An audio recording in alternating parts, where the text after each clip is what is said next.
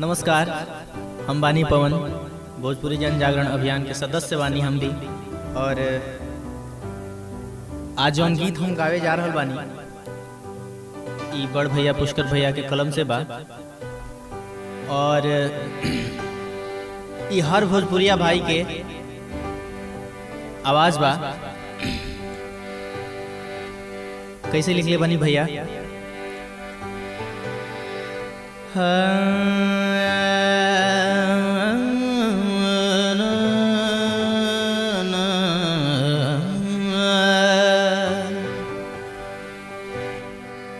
काहे न मिलल अभी ले उमानवाए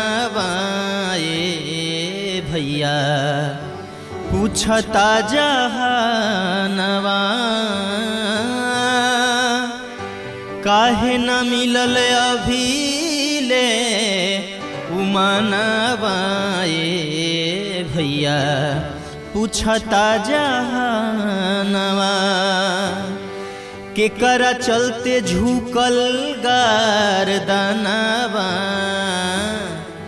अरे केकरा चलते झुकल गर्दनवा ए भैया, पूछता जहानवा।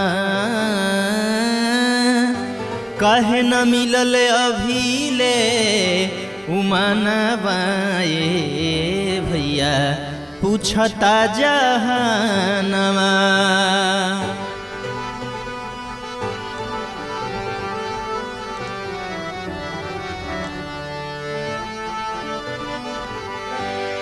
और भाषा भोजपुरी हई, सब कोई के बोली हई। भाषा भोजपुरी हई, सब कोई के बोली हई।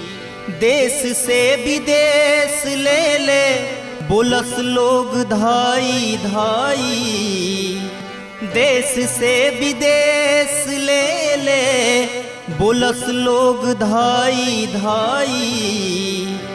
अरे घरवे में मिले ना, घरवे में मिले ना सम्मानवा ए भैया, पूछता जहानवा। काहे न मिलल अभी ले उमानवा ए भैया, पूछता जहानवा।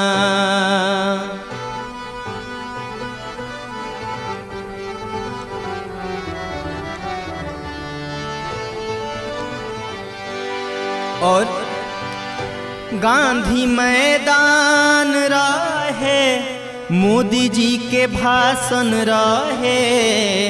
गांधी मैदान रहे, मोदी जी के भाषण रहे। ओखनियों बिहार में नीतीश जी के शासन रहे।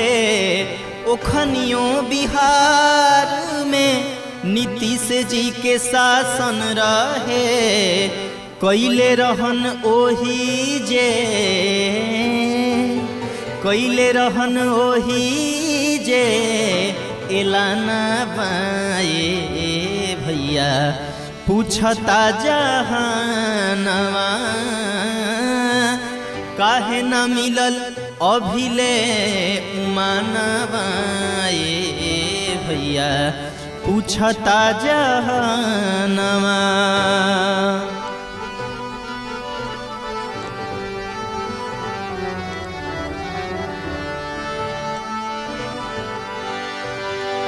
और अंत में का लिखले बनी भैया?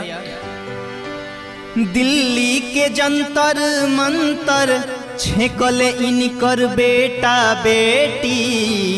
दिल्ली के जंतर मंतर छेकले इनकर बेटा बेटी। माई के मान खातिर चाहे हमरो कटी नरेटी। माई के मान खातिर चाहे हमरो कटी नरेटी। संतोष भैया के इहे बा कहनावा ए भैया। राजेश भैया के इहे बा और पुष्कर भैया के इहे बा, ऋषिका राज के इहे बा कहनावा ए भैया। पूछता जहानवा भोजपुरी जन जागरण अभियान के इहे बा कहनावा ए भैया। और मिली तोहार मानवा अरे कैले बउए अब की एलानवा ए भैया। लेके रहब मानवा भोजपुरी जन जागरण अभियान के इहे बा एलानवा ए भैया। पूछता जहानवा और लेके रहब मानवा। और अंत में का बा, अरे गाई गाई कहस पवन गानावा ए भैया। लेके रहब मानवा पूरा होई सब कर, अरे पूरा होई सब कर आर मानवा ए भैया। मिली अब की मानवा अरे गाई गाई कहस पवन गानावा ए भैया। लेके रहब मानवा। धन्यवाद।